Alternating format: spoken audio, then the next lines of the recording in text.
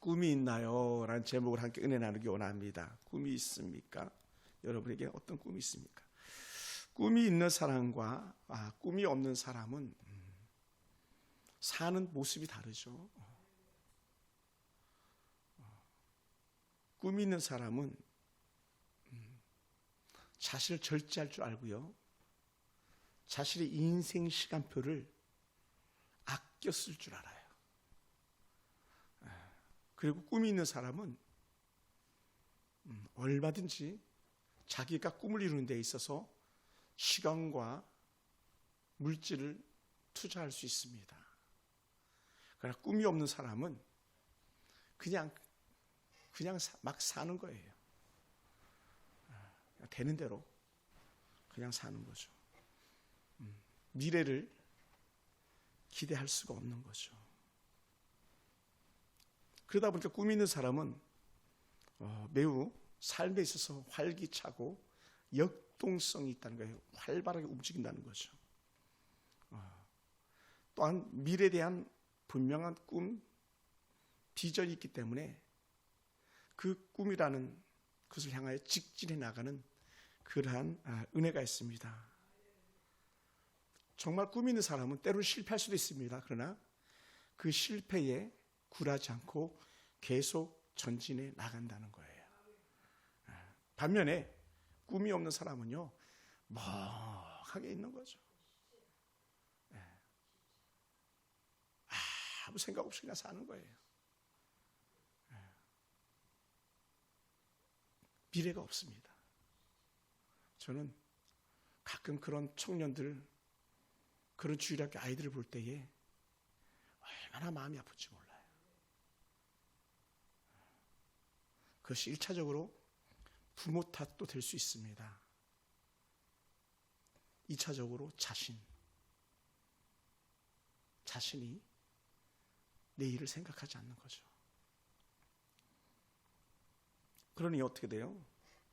무기력하게 그냥 지내는 거예요. 자신의 한계를 넘지 못하고 주어진 상황 속에 그냥 안주하면서 갑니다. 조금 더 한참을 내다보려고 하지 않아요. 노력하려고 하지 않습니다. 그러니 미래가 없죠.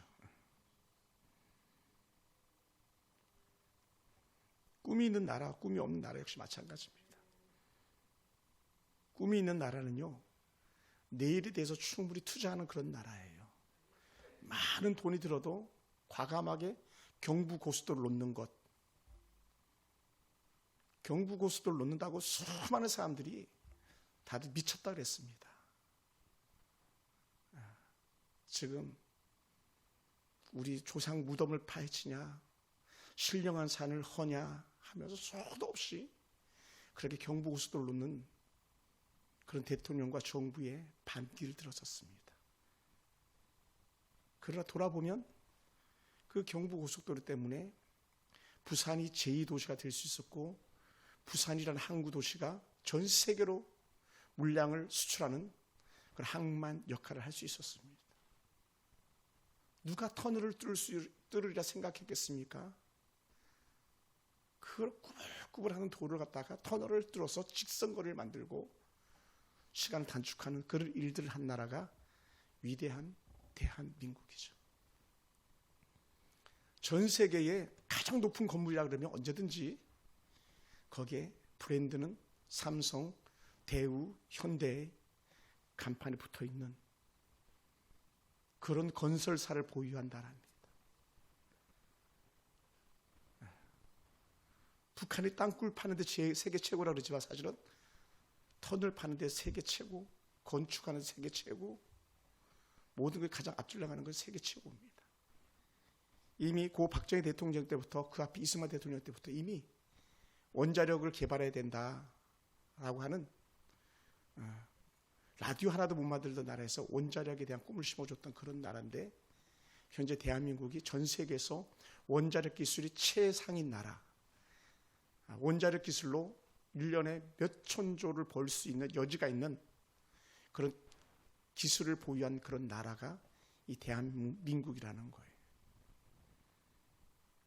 교육에 대해서 전 세계적으로 가장 교육열이 높은 나라.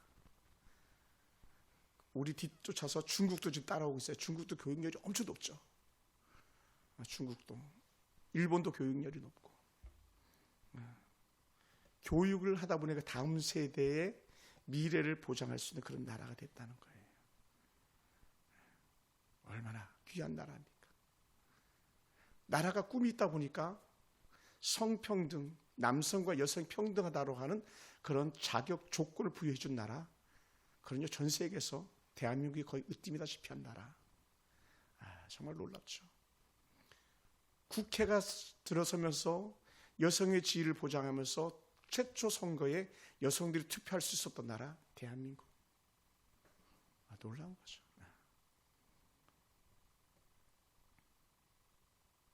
꿈이 있는 나라의 모습이죠. 그래서 꿈이 없는 나라는 어떻게 돼요? 뭐 멀리 북한만 봐도 그들 꿈이 없잖아요. 수많은 2,500만 주민들 갖다 완전 종처럼 부리는 나라, 소모품처럼 여기는 그런 나라. 그 나라도 아니죠. 북한은 광신 집단이죠.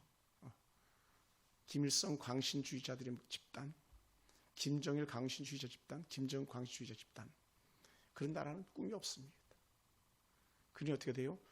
남의 것을 빼앗으려고 하고 남을 착취해서 삼키려고는 하지.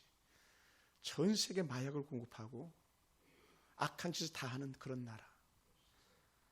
꿈이 없는 나라의 모습이죠. 악의 축이죠. 그런 면에서 대한민국에 태어난 것 자체가 얼마나 감사하고 행복한지를 알 수 있습니다.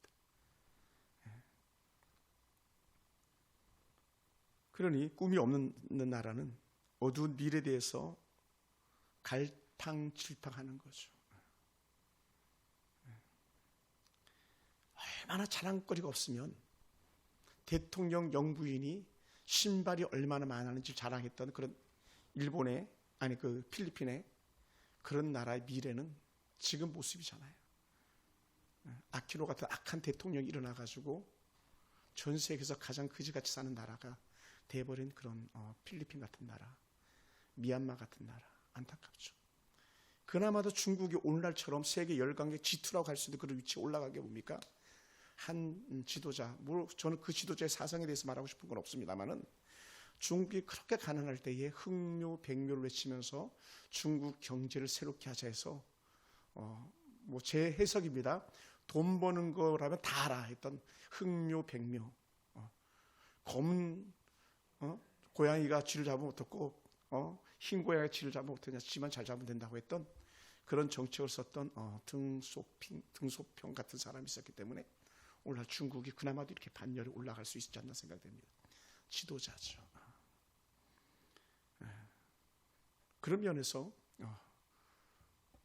중국도 한국도 가까운 일본도 서로 견제했기 때문에 최상의 나라를 발돋움할 수 있는 그런 여지들이 됐던 것 같습니다. 그러니 좋은 친구 옆에 있는 것 자체가 얼마나 큰 복인지를 우리 스스로가 잘 알 수 있는 것 같아요.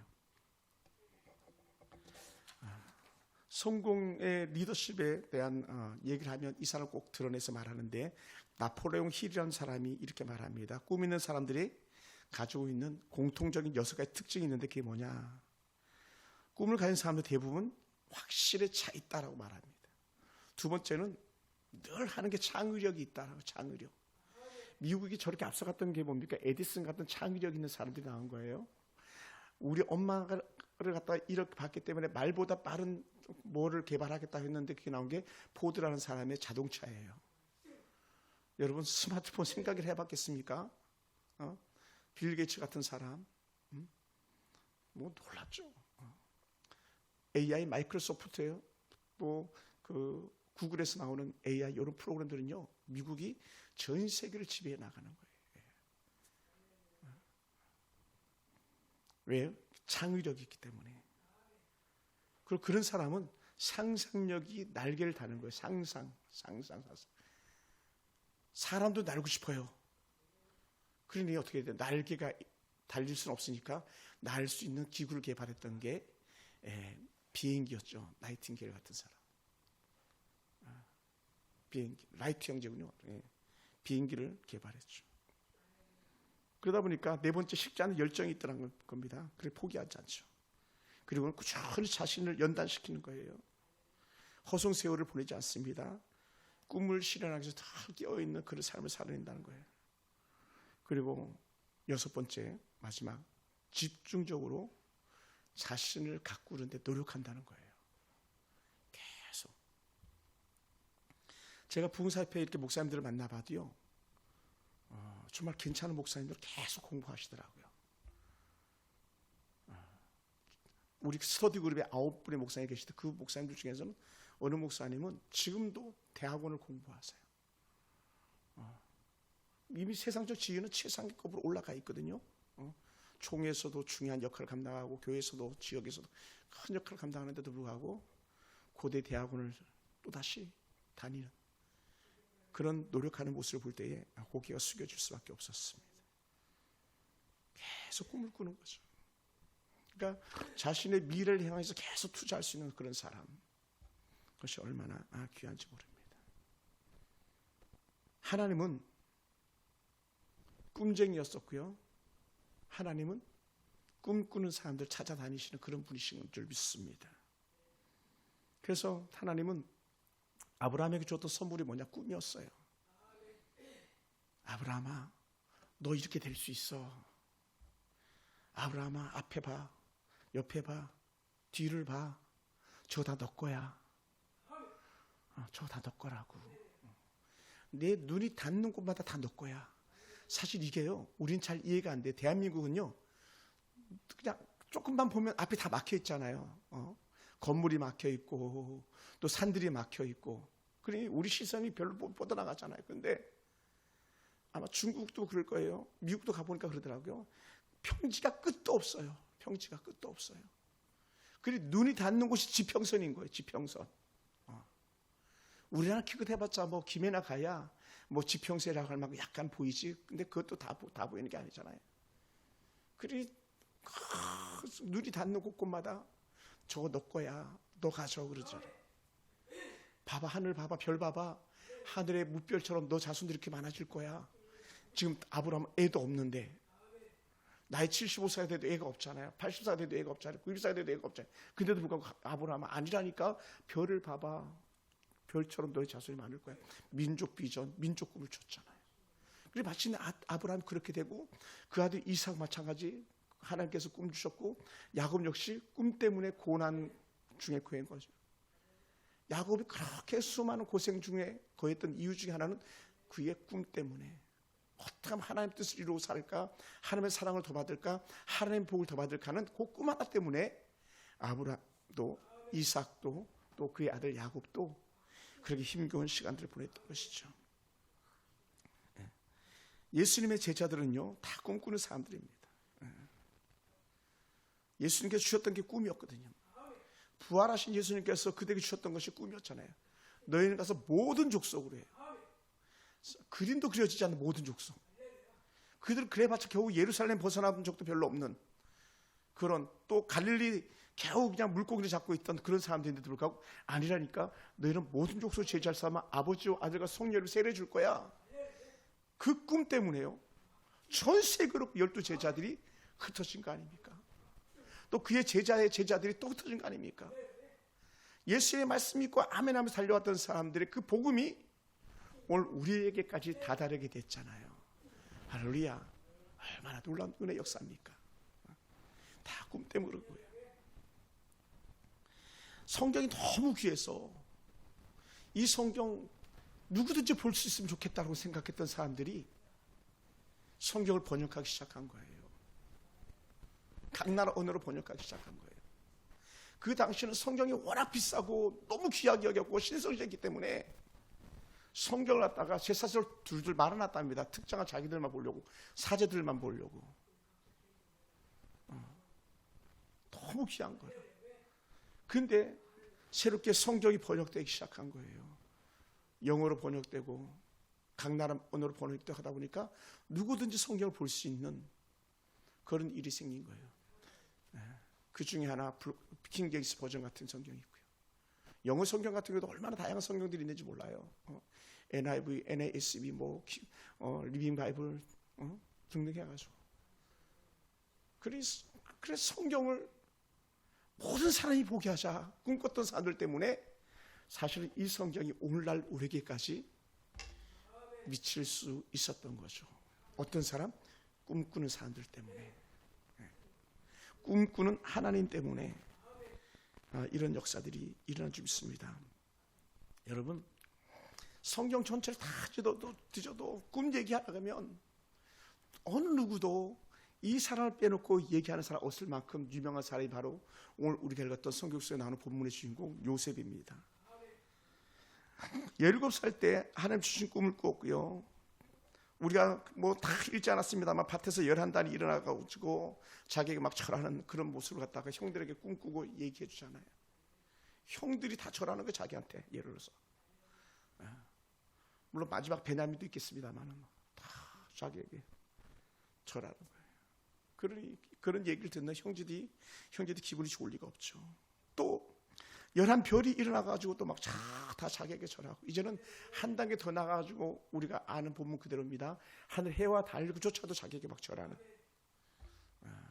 놀라운 역사들이 일어나는 거죠. 여러분, 요즘 17살 해봤자 뭐 있겠습니까? 우리 그 주일학교 하은이가 17살 정도 됐을라나? 15, 16, 17. 그런 어린아이가 하나님께 주신 꿈을 가지다 보니까요, 삶이 달라지고 생각이 달라지는 거죠. 그러니 얼마나 좋았겠습니까? 자기를 막 꿈 얘기하면 듣는 형은 얼마나 기분 나빴겠어요. 근데 중요한 거는 그의 아버지는 그의 꿈을 마음에 담아두는 거예요. 그의 말을 마음에 담아두는 거예요. 그러니 우리는요, 어떤 사람들이 돼야 되냐면 꿈을 얘기할 때 꿈을 꾸는 사람들을 격려하는 사람들이 되어야 되겠습니다. 그러니까 어떤 사람들이 이렇게 말해요. 네가 가진 게 뭘 할 수 있겠어? 네가 그거 할 수 있을 것 같아? 이렇게 헛된 말이나 하지, 꿈을 키워주는 예는 드물죠. 꿈을 꾼 사람은 신이 나지만 듣는 사람은 그래서 기분 나쁠 수밖에 없는 거예요. 그러니 요셉은요, 전적으로 자신의 꿈을 먹고 그렇게 산 사람이죠.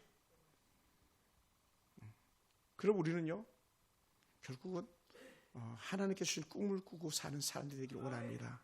할렐루야. 저는 신학교를 가려고요. 저희 때는 막 신학교가 제일 막 황금 꽃을 피울 때예요.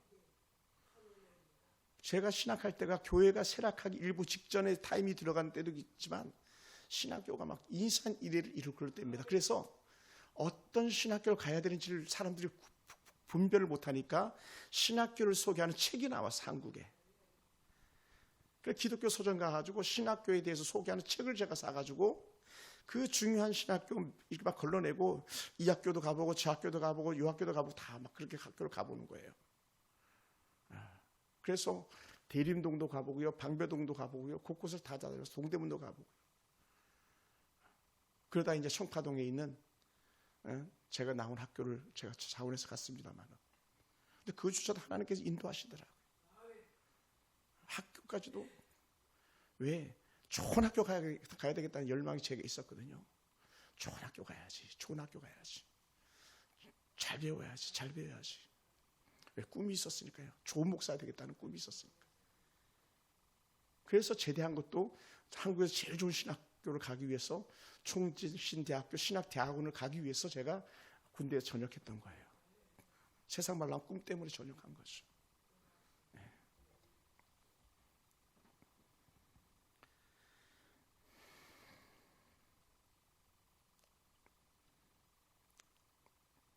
여러분,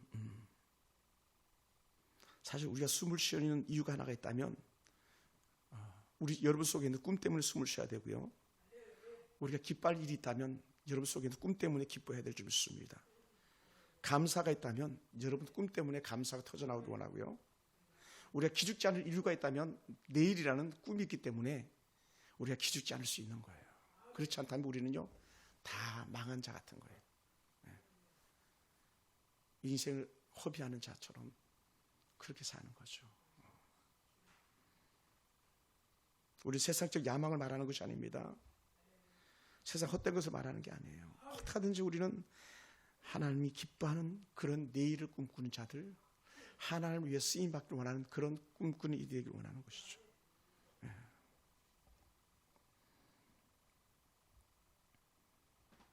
예수님께서도 제자들에게 꿈을 이루기 위해서 그들을 보내면서도 어떻게 하셨습니까? 부를 돈 많이 버는 법을 그들에게 알려줬던 게 아니에요. 어떻게 하면 세상으로 복음을 더 잘 알게 할까예요. 더 잘 알게 할까. 그게 뭐냐면 바로 예수님께서 지팡이를 들고 다니기를 원하지 않았고요. 두벌 옷을 입고 다니기를 원하지 않았고요. 오히려 더 가난한 자들, 더 가난한 모습일지라도 가서 복음을 전하는, 그래서 죽어가는 영혼을 살리기를 원하셨던 그런 예수님의 깊은 계획이 12제자를 전도자로 보낼 때 70인을 전도대로 파송할 때 가졌던 주님의 모습이었었습니다. 그럼 오늘 저와 여러분은 누구든지 여전히 꿈을 꾸고 꿈을 이루어갈 수 있는 그런 인생들이 되기 원합니다. 그렇게 하다 보니까요, 꿈꾸는 사람은 자신을 아주 소중히 여길 수 있는 거예요. 자신을 소중하게 여기지 않기 때문에 인생을 막 살고요, 생명도 자기 멋대로 막 버려버리기도 하고요, 또 잘못된 길에서 돌아와야 되는데 돌아오지도 않는 그런 어리석음들이 있습니다. 왜요? 꿈이 없으니까요.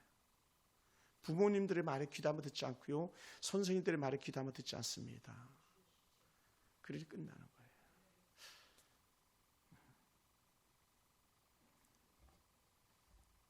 학교 다닐 때 선생님들이 말씀하는 것 중에 하나가 뭐냐면 신문을 꼭 봐라, 이런 말씀들을 많이 하셨어요.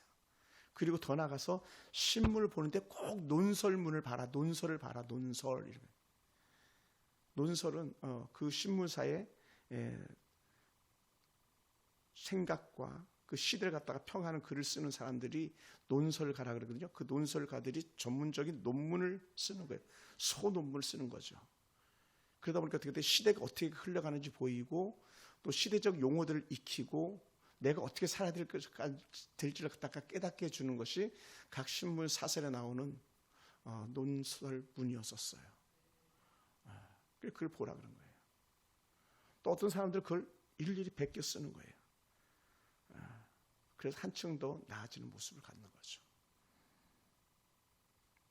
저희 학교 다닐 때 똑똑했던 친구들은 뭘 했냐면, 그래도 학교에서 공부 잘한다는 제 친구 동인이라든지 또 어밀중이라 이런 친구들 같은 경우 보면요, 뭐 여러분 뭐 이름 대서 뭐 상관없겠습니다만 뭐 TMI네 아빠가. 근데 이런 친구도 놀아도 큰 사전을 가지고 있는 사전에 있는 내용을 갖다가 공부 잘해야 될 게 모여가지고 퀴즈를 내는 거예요. 퀴즈를. 그러니까 공부 못한 애들은 뭐 거기 관심이 없죠. 그런데 제가 기억하는 건요, 그들이 많은 시간이 지나서 계속 느꼈던 건데, 그거 하던 애들 치고 잘 안 되는 애들이 없다라는 거예요. 그 반에서. 그러니까 시대적인 그 부류가 이렇게 된 거예요. 제가 중학교 1학년 때 권혁이라는 친구가 있었는데, 제가 자주 그 집에 놀러 갔어요. 이 친구 권혁은요, 공부를 정말 잘하는 친구였어요. 근데 얘는 남들은 연필 쓰고 볼펜 쓸 때 얘는 항상 만년필을 썼어요. 사실 그때 만년필 귀한 거였거든요. 파카 만년필 갖는 건 꿈이었었어요. 근데 글씨를 써도 항상 또박 써요. 걔는 엄마도 제가 여러 번 봤습니다. 근데 그 엄마가 그 아들 혁이를 대하는 자세가 남달라요. 그러니 애가 정서적 안정과 아울러서 공부를 잘할 수밖에 없는 것 같아요. 언제 기회가 된다면 그 친구를 꼭 한번 보고 싶어요. 거의 귀공자였어. 귀공자.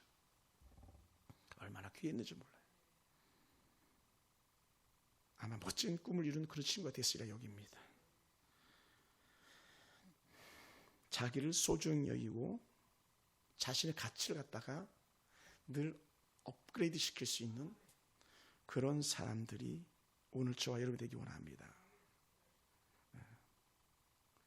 여러분, 그러다 보니까 요셉이 꿈을 꾸고 살다 보니까 고난이 닥쳐요. 자기가 원한 고난이 아니에요. 그런데도 불구하고요, 제가 늘 말씀드리는 것 중에 하나겠습니다만은, 꿈이 있는 요셉은요, 환경을 단 한 번도 탓했던 적이 없어요. 부모를 탓한 적 없었고요, 그 형들이 자기를 이렇게 두들겨 패고 죽이려고 했는데도 불구하고 훗날에 형제들 단 한 번도 원망거리로 산 적이 없었어요. 오히려 형 내가 더 잘할게, 내가 조카들까지 책임질게, 이렇게 나가는 거예요. 보디바르 집에서 그는 최선을 다해서 종살이를 했습니다. 억울한 일을 당했습니다. 그런데도 불구하고요, 단 한마디도 성경에서는 그가 보디바를 원망하거나 보디바의 아내를 원망한 적이 단 한 번도 없어요. 그 일 때문에 감옥에 갔습니다. 감옥에 가서 얼마나 그가 성실성있게 감옥생활을 했으면 간수장이가 모든 걸 그에게 맡길 정도로. 그러면 떡 맡은 관원장, 술 맡은 관원장 두 사람 중에 한 사람 살아나잖아요. 술 맡은 관원장 살아나고 떡 굽는 관원장은 죽어나가는데, 술 맡은 관원장이 자기를 기억해 준다고 했거든요. 기억하지 않았었어요. 그런데도 불구하고 요셉은 저기 배신자 막 이렇게 생각하지 않았어요. 은혜도 모르는 자 이렇게 생각하지 않았어요. 그냥 자기에게 주어진 그날의 삶을 최선을 다해서 살아가고 있었어요. 그리고 어떻게 돼요? 하나님께서 일하기 시작하는 거죠. 요셉의 꿈을 이루기 위해서 하나님이 분주했던 거예요. 근데 요셉의 꿈을 위해서 하나님이 분주한 줄 알았더니, 알고 봤더니 그게 아니고, 하나님은 아브라함과 이삭과 야곱과 그의 자손들 위해서 꿈이 있는 한 사람 요셉을 세우고 그를 통해 일하기 시작한 거죠. 그런데 어떻게 돼요? 요셉이 꿈을 이루어가니까 어떻게 돼요? 아버지 집에 있는 모든 가족들이 다 요셉의 문화로 들어오는 일들이 일어나잖아요.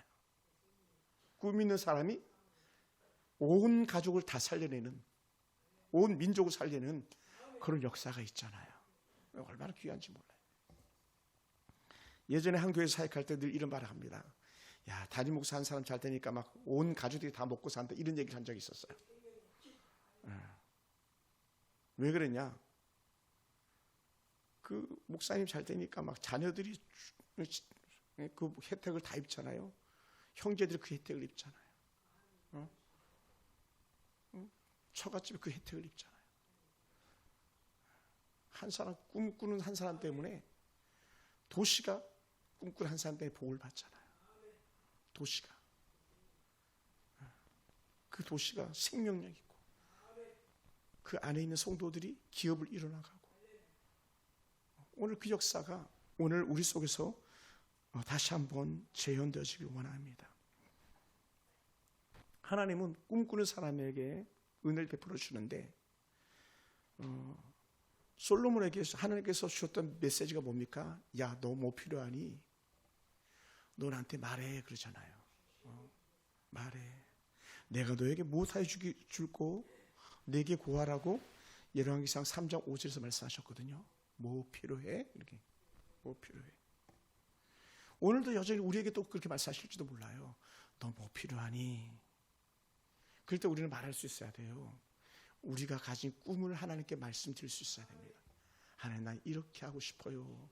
이렇게 살고 싶어요. 이런 일을 하고 싶어요 라고 우리는 그렇게 말할 수 있는 사람이 돼야 됩니다. 할렐루야. 할렐루야. 제가 오늘 여러 가지 행정적인 것들을 정리하는 중에 우리 권사님하고 김종수사님 여기서 제가 임명장, 파송장 드리던 사진을 이렇게 보게 됐어요. 그래서 제가 나중에 액자 만들어서 가실 때 드릴게요. 따로 이렇게 출력시켜 놨습니다. 그러니까 내가 중국으로 그냥 가네, 이게 아니고 중국에 가서 하나님께 주신 사명 감당할 것에 기대. 그것이 꿈일 수 있는 거죠. 직장 출근해가지고 학생들 만나는 것, 학생들 속에서 영향력을 행사하는 어떤 일들, 그게 꿈이 될 수 있는 거죠. 그래서 제가 군 생활할 때 저는 우리 부대에 배속받았을 때에 내가 우리 병사들 위해서 무엇 할 수 있을까? 또 이동정비 반장할 때는 이동정비 차 타고 다니면서 각 부대를 이렇게 방문하는 거였거든요. 그러면 제일 먼저 교회 가가지고 하나님, 이 부대에서 만날 사람들 만나게 해주세요 하면서 교회에서 기도하고 정비 업무를 하면서 그 부대 병사들에게 복음을 전하고 했던 그런 일들이 있었어요. 그게 꿈이었던 거죠.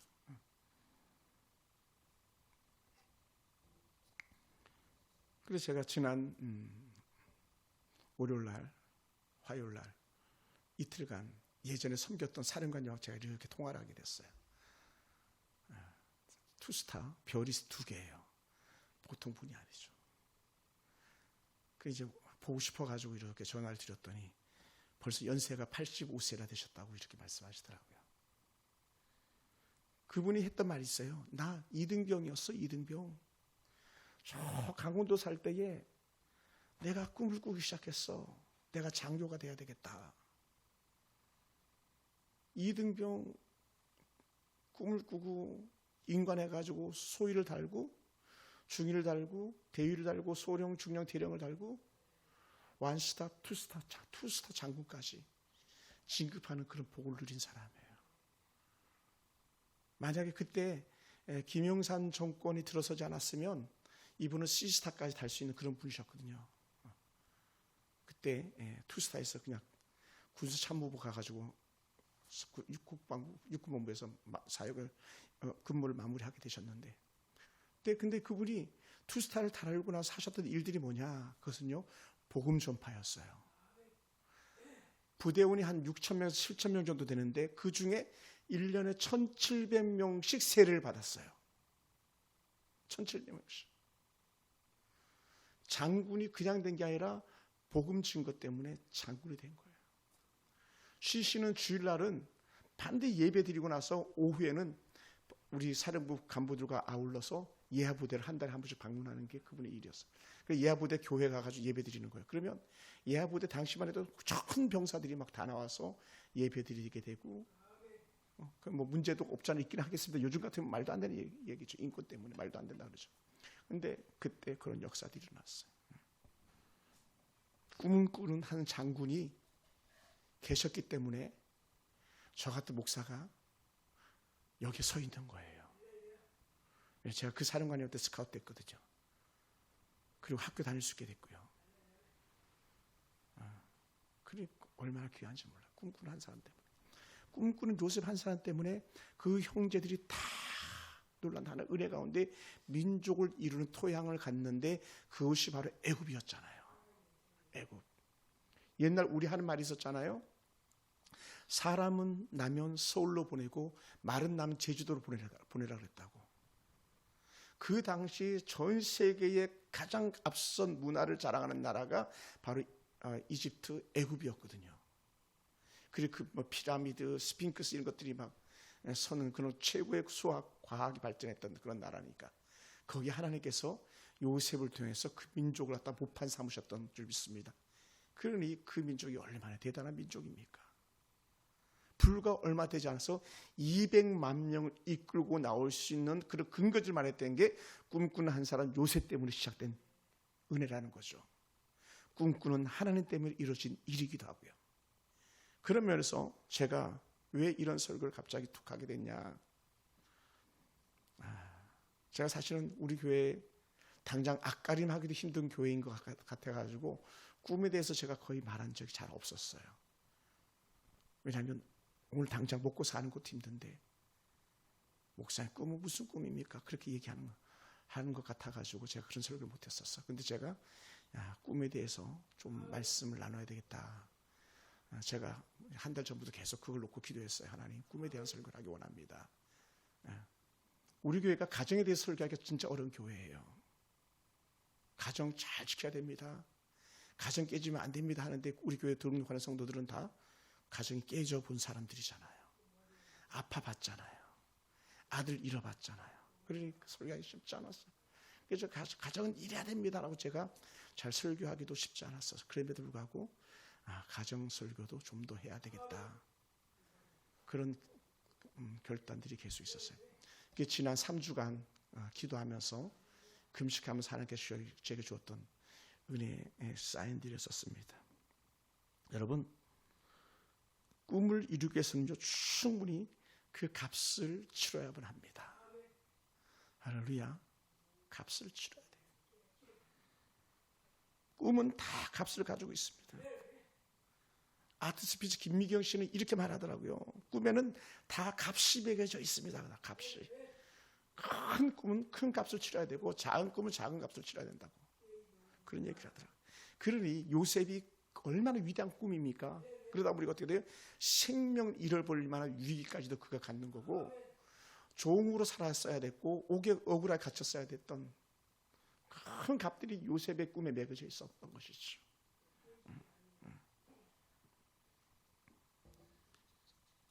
여러분 인생을 다시 한번 돌아보시기 바랍니다. 어떤 꿈값이 매겨져 있는지 돌아볼 수 있게 되기 바랍니다.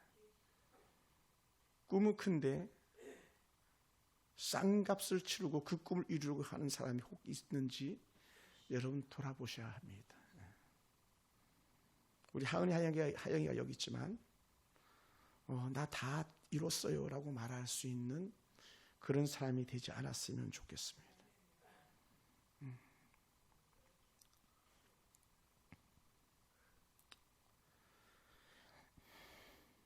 그러다 보니까 하나님의 꿈과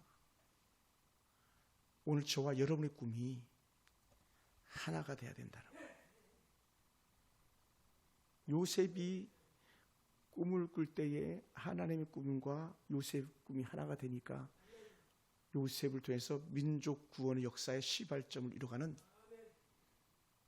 그런 토양을 마련하게 되어준 거죠.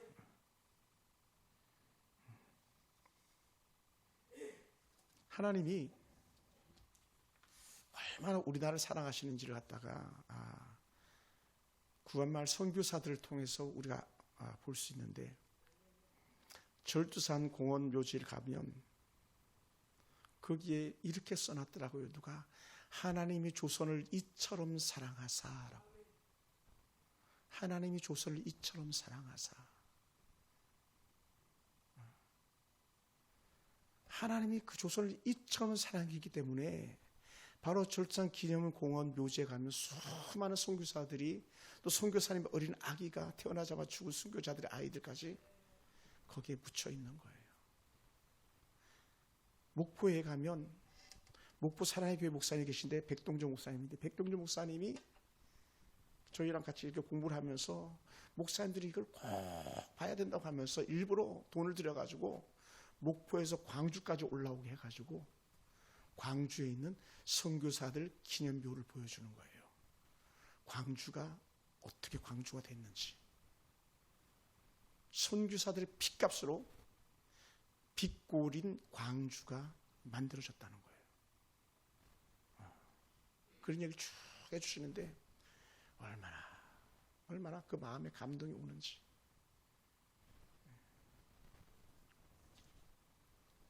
병원 이름을 예수병원이라고 그러잖아요. 아마 우리 김기수 사님 더 잘 아시겠네, 저보다. 예수병원. 놀라운 은혜죠.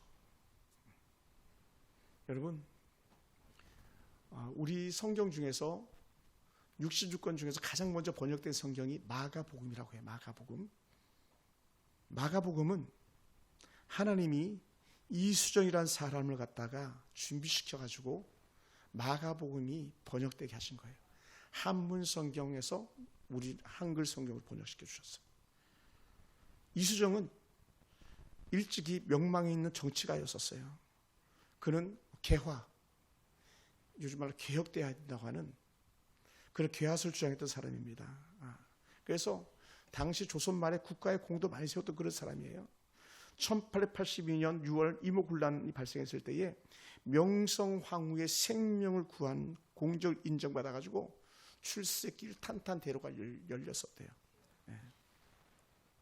그리고 9월 19일 그해 꿈을 꾸는 기회를 얻게 되는데, 일본과 국교 정상을 일환을 파송하는 수신사의 수행원 중에 한 사람을 이수정이 일본으로 건너가게 됩니다. 그리고 평소 일본에 대한 지대한 관심을 많이 가지고 있었고, 일본의 선진 농업 정책을 전수받아가지고 한국에 뿌리내리고 싶은 그런 갈망이 있었습니다. 당시 일본과 한국, 조선은 비교될 수 없는 그런 나라였기 때문에.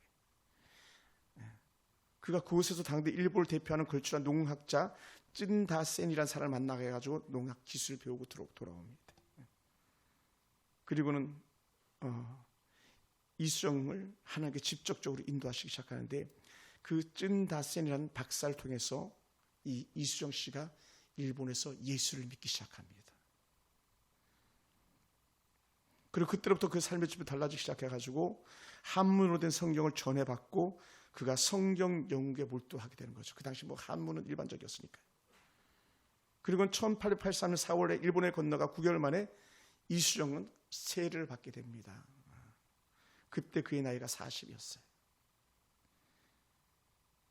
이승만 대통령이 그렇게 대한민국 건국을 이루면서 나라를 자랑했던 이유 중에 하나가 뭐냐면 그가 20여 세에 감옥에 갇혔는데 한성 감옥에 갇혔는데 거기서 성경을 보기 시작한 거예요. 그래서 거기서 하나님을 알게 된 거예요. 그래서 꿈을 키워가지고 추로 그의 미국으로 건너가가지고 미국에서 최고의 교육을 받습니다. 최고의 교육을 받아요. 그 배경은 하나님이에요. 하나님. 전부 하나님이었어요. 그리고 이수정 씨 같은 경우 1883년 4월 일본을 건너가서 세례를 받았는데 그때 나이가 40세예요. 40. 의미 있잖아요. 그죠? 40. 그리고는 그때부터 조선에 대한 구령 열정이 가슴이 불타오르기 시작했는데 그 뜨거운 가슴을 가지고 성경 번역의 사명을 갖게 됩니다. 그래서 그가 해시반 이후에 성경을 번역하기 위해서 그가 몸부림을 칩니다. 그때 당시 일본에 와 있던 미국 성서공회 총무였던 헬린 루비스라는 선교사를 만나게 되는데 그 선교사의 뜨거운 열정을 이 이수정 씨가 받습니다. 그리고 한글 성경 번역을 헬리스 루미스 선교사가 이수정에게 요청을 하는데 그때 성경 번역에다 갈망이 이제 시작된 거예요. 그리고 마침내 1883년 6월부터 번역이 시작되었고 불과 그 다음에 4월에 신약 성경이 그것도 마가복음이 번역된 거예요. 마가복음이. 여러분 마가복음은 남다른 거예요. 왜 마가복음은 남다르냐면 마가복음은 가장 그 사복음 속이 짧지만 예수님의 일대기를 가장 짧고 명료하게 기록한 것이 마가복음이에요. 그래서 성경의 사복음서를 갖다가 더 잘 알고 싶다면 마가복음을 보면은 짧은 시간 11절까지 있잖아요. 일순간에 다 성경을 빨리 체질화시킬 수 있는 그 영적인 에너지가 마가복음에 있습니다. 이 마가복음에 그리고 후에 마태복음과 누가복음도 이수정 선교사의 이수정 씨를 통해서 번역이 이루어지게 된 거예요. 한 사람 때문에. 저는 이렇게 말하고 싶어요. 꿈이 있는 한 사람 때문에 민족 복음의 역사가 시작되었다라는 거예요. 사랑하는 성도 여러분, 저는 오늘 우리 속에 이 은혜가 새롭게 시작되기 원합니다. 이수정이라는 한 사람은 성경 번역을 통해서 민족 복음의 시발점 초석을 놓았던 것처럼 한 사람 젊은 청년이 감옥에서 그렇게 힘겨운 때를 보내면서도 헛되이 보내지 않고 하나님의 성경을 접해가지고 대한민국을 기독교 국가로 기초석을 세우는 데에 공헌했던 고 이승만 대통령 같은 그런 사람들의 은혜, 이건요 누구도 부인할 수가 없습니다. 전 세계에서 가장 가난하고 그 가난한 나라 중에 가난한 나라 가나가, 아프리카 가나가 우리보다 훨씬 나았던 그런 때에 우리는 그 아픔을 딛고 일어선 나라가 된 것처럼 오늘 우리 삶 속에 다시 새로운 은혜의 꿈들이 조금씩 일어나게 되기 원합니다. 우리 교회가 그렇게 되기 원합니다. 그래서 제가 기도하면서 받았던 하나님 우리 교회도 성장 비전 주시옵소서. 그래서 나온 게 70비전, 120비전, 300비전이었어요. 70, 120, 300. 여러분 목회자들이 가지고 있는 특징 중에 하나가 뭐냐면 놀려면 한없이 놀 수 있는 게 목회자고요. 사역을 감당하려면 한없이 일이 많아지는 게 목회자예요. 보려면 끝도 없이 펼쳐진 책들이 있고요. 안 보려고 그러면 아무것도 안 보고도 달려갈 수 있는 게 이 목회자들의 세계인 것 같아요. 그런 면에서 오늘 이런 꿈 같은 얘기는 다시 내 자신에게 말하고 있는 듯합니다. 그래서 제가 오늘도 계속 성경을 많이 봤어요. 안에서 성경 보고 메모하고 성경 보고 메모하고 또 설교 준비하고 다시 오늘 저 여러분 속에 뉴스타트 새로운 시작점이 되기 원합니다. 우리 인생을 허비하지 않고 하나님께서 기뻐하는 일을 감당하는 데에 다시 꿈꾸는 저와 여러분이 되었으면 좋겠습니다. 할렐루야. 비록 그 사람이 많지 않아도요, 한 사람 요셉이 민족을 구원한 것처럼 오늘 우리 집사님들 한 사람 한 사람, 우리 권사님 한 사람, 우리 또 청년들, 우리 자매들 한 사람 한 사람이 다시 교회와 민족 앞에 새롭게 쓰임 받는 그런 전기가 되기를 주의 이름으로 축원합니다. 나 끝났어, 나는 안 되라고 했던 말들을 사단이 내게 줄 때가 많았어요. 그런데 다시 꿈을 꾸는 거예요. 제가 설교를 마무리하면서 지난주에 이 화분을 사러 갔더니 상추를 살 때 차마 깎질 못하겠더라고요. 왜 그랬냐면, 여러분 요만한 컵에 상추가 한 포기씩 들어있잖아요, 그죠? 그 상추 한 포기를 이루는데 아주 실보다 더 가는 실을 갖다가 핀셋으로 이렇게 찝어가지고 손가락 구멍을 콕 찔러가지고 그 요만한 컵에다가 그 하나를 심더라고요. 하나. 정말 실보다 더 가는. 그래서 막 눈이 아플 것 같아. 내가 그 작업하는 사람들 보니까 4명이 작업하고 하는 걸 봤는데, 그러고는 한 뿌리를 실로 핀셋으로 잡아가지고 넣고 이렇게 흙을 묻고 또 그렇게 하고 또 그렇게 하고, 그래가지고 하나 파는데 그게 200원인 거예요. 좀 잘하면. 눈에 보이지도 않는 그런 같이 눈 나오는 걸 갖다 심는데도 후에 자라면 고소한 상추가 되는 것처럼, 지금은 말도 안 되지, 무슨 꿈 얘기야, 이렇게 얘기하는 사람들이 혹 있을지 모르겠지만, 저는 여러분 손에 핀셋 하나가 들려지기 원하고 내 인생 새로 심는다라고는 그런 마음 가지고 새롭게 시작하면 여러분 삶의 질, 여러분의 내일이 달라질 줄 믿습니다. 우리는 뭘 좀 더 많이 먹고 많이 갖고 좋은 것 입는 것이 목적이 아니라 내 삶을 통해서 하나님을 기쁘게 하는 그런 꿈들이 다시 새롭게 꾸어지기를 주여 축원합니다. 할렐루야.